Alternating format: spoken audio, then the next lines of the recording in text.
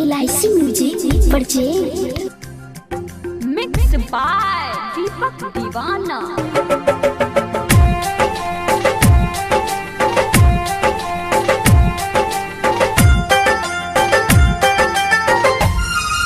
भाई बाप के बात बेटी चली है तू मान के, चली है तू मान के। भाई बाप के बात बेटी चली है तू मान के। ससुरा में चलल करी है पूरा घोघतान के। दी है सबके सम्मान करी है नहीं ककरो अपमान है गे बेटी गे, बेटी गे।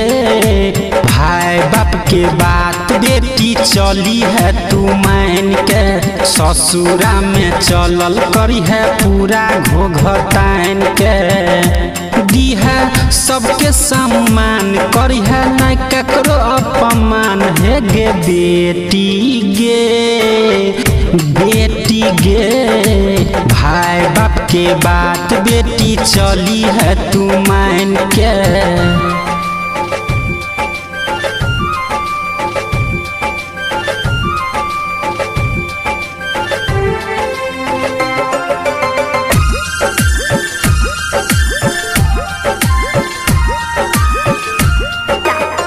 चरण छू के गोरी लगी है पति देवो भगवान के।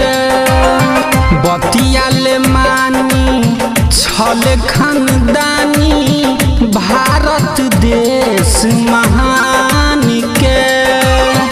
चरण छू के गोरी लगी है, चरण छू के गोरी लगी है पति देवु भगवान के। सासू जी से नहीं लड़ी है गे सुगा जान के। सासू जी से नहीं लड़ी है गे सुगा जान के।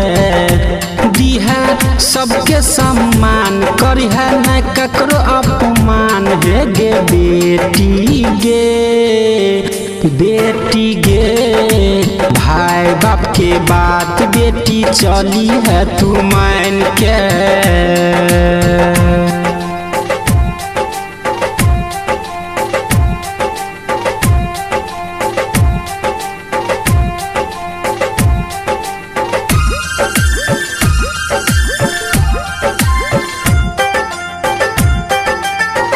पशुपति राइटर कहे छो रही है तू आबाद गे। अमर अजर रहतो गे सुगा मंगिया के सुहाग गे।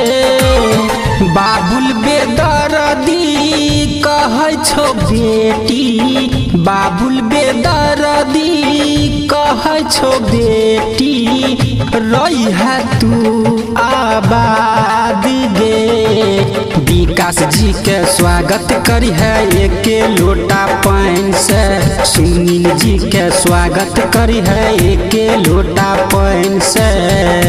दी है सबके सम्मान करी है न ककरो अपमान है गे बेटी गे, बेटी गे।